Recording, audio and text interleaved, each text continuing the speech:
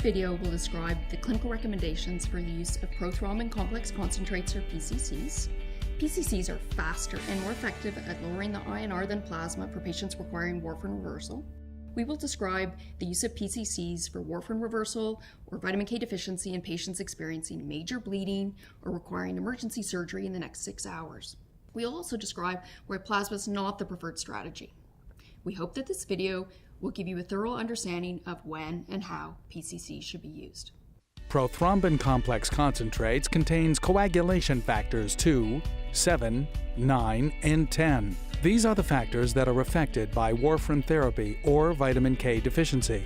Each 20 ml vial of PCC contains 500 IU of coagulation factors. Depending on the patient's INR, the typical adult dose is 1,000 to 3,000 IU, or 2 to 6 vials.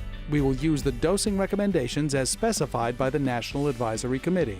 The NAC guidelines recommend 1,000 IU if the INR is between 1.5 and 3, 2,000 IU if the INR is between 3 and 5, and 3,000 IU if the INR is greater than 5.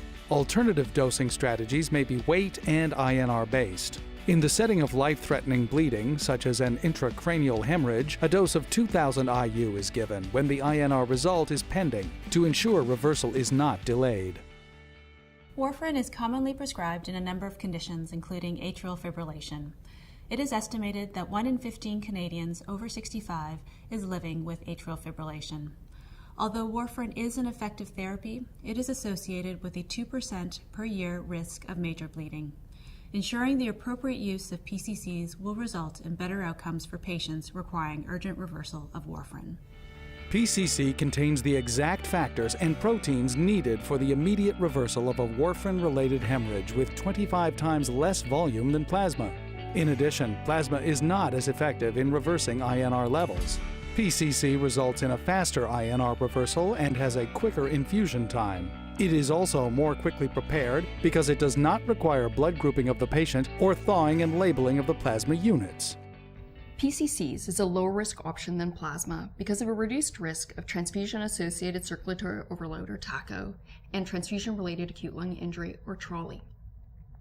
Adverse side effects such as arterial or venous thromboembolism or anaphylaxis are uncommon with PCCs and not known to be higher than with plasma. In clinical studies where patients are reversed for major bleeding, approximately 2 to 4% of patients develop thromboembolic complications when treated with either PCCs or plasma. PCCs are contraindicated in patients with a history of heparin-induced thrombocytopenia because the product contains a trace amount of heparin. Since 2008, the NAC guidelines have recommended PCC for emergency reversal of warfarin in patients experiencing a life-threatening bleed or needing urgent surgical procedures within the next 6 hours. A typical patient for whom PCCs would be indicated would be someone experiencing an intracranial hemorrhage or a major GI bleed. Let's take a look at the following case study. Mrs. Jones is a 74-year-old female who presents to the emergency department with a head injury and multiple fractures after a motor vehicle crash. It's noted that she's in atrial fibrillation and that she has a decreased level of awareness. The CT scan of the head shows a moderate subdural hematoma, and it's also noted that she's suffering from a femur fracture. Initial laboratory tests reveal a hemoglobin of 108, an INR of 3.9, and a PTT of 41 seconds. It's determined that she needs to go straight to the OR for emergency evacuation of her subdural hematoma. As there's no medication history available, it's presumed that she's on warfarin for her atrial fibrillation. She receives 10 milligrams of IV vitamin K over 15 minutes and then 2,000 international units of PCC over 10 minutes. Immediately after the PCCs are given, Mrs. Jones is taken directly to the OR. 10 minutes after the PCCs are given, her INR is only 1.3. In another case, we meet Mrs. Lee, a 61-year-old female. She's on warfarin for a previous DVT. However, she's been recently started on ciprofloxacin for a UTI. Previous INRs were stable with no major bleeding problems. She presents to the ED with a 3-hour history of progressive headache, vomiting, drowsiness, and disorientation. The triage nurse draws the blood work, including an INR.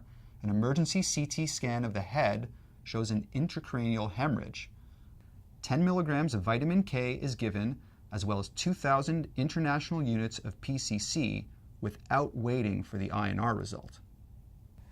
The INR must be drawn immediately after PCCs are given, as was done in this case.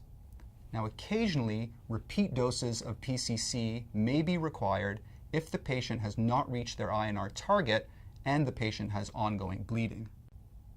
Canadian demographic trends show that as our population ages, instances requiring emergency reversal of anticoagulants will rise.